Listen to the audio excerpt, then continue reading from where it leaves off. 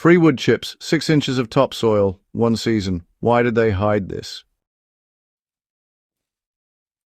Most gardeners are buying amendments they don't need because they never built real soil in the first place. That's not an insult, it's a pattern.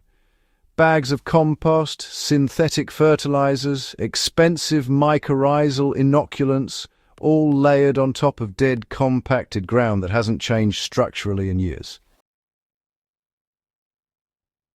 The plants grow, sort of. Yields are mediocre. Water runs off or evaporates fast. And every spring you're back at the garden centre spending money to solve the same problem you had last year. The issue isn't your plant selection or your watering schedule. The issue is that the soil beneath your beds is biologically inert, and no amount of product in a bag fixes that long term. What fixes it is mimicking what forests have done for millions of years, and it costs almost nothing. Here's what's actually happening under a forest floor that nobody teaches you. Walk into any mature woodland and dig your hand into the ground beneath the leaf litter. What you'll find is dark, loose, fragrant, biologically alive soil that holds moisture like a sponge and smells faintly of mushrooms and rain.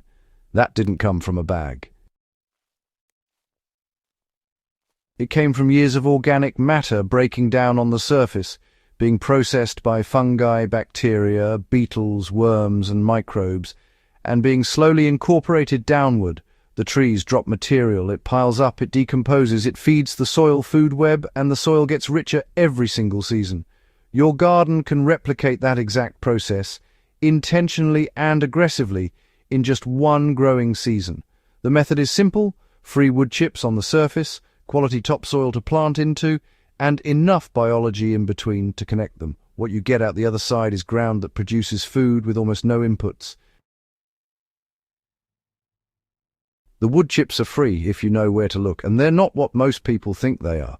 Arborists need to dump chipped material constantly. Cities have tree services running year-round. Most of them will drop a full truckload, we're talking 10 cubic yards or more, directly in your driveway for nothing, because it saves them a dump fee. Just search free wood chip delivery or use the chip drop platform in your area.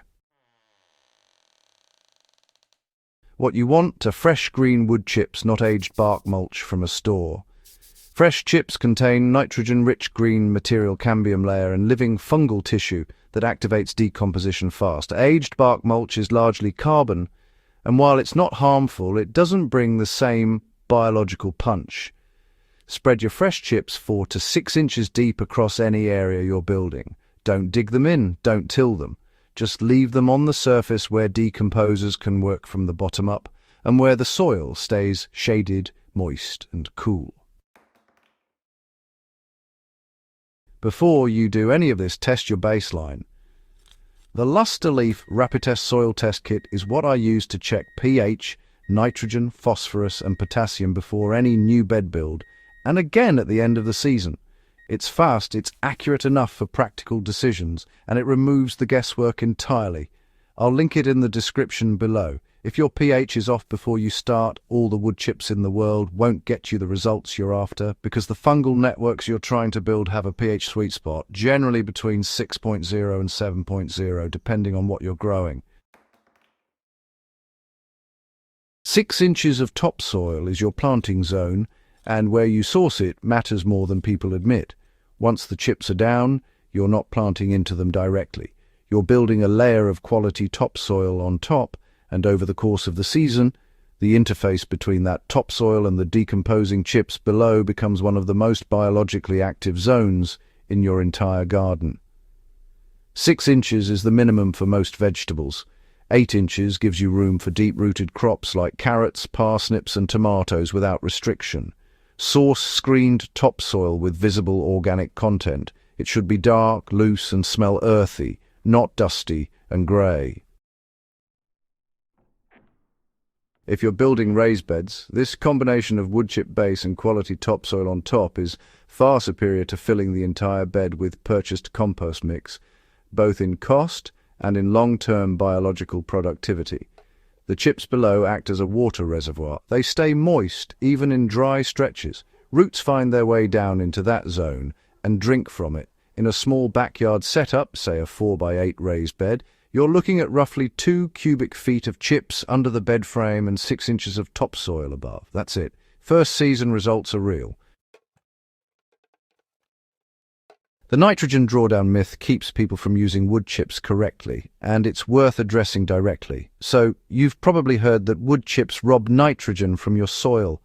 This is partially true and, honestly, almost entirely misapplied. When carbon-rich material is incorporated directly into soil, with tilled in, soil microbes consume available nitrogen to break it down, creating a temporary drawdown that can stunt plants.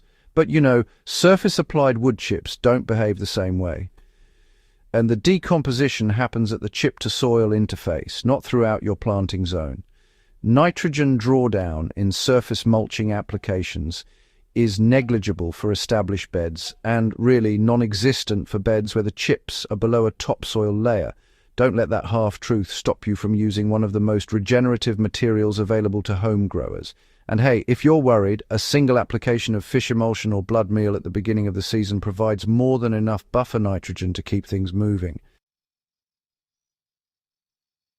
For raised bed and hydroponic growers, this method translates further than you might expect. In a raised bed context, this is about building the soil profile that makes your beds low maintenance for years.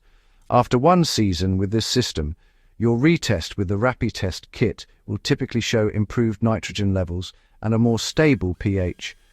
Not because you added synthetic inputs, but because biology did the work.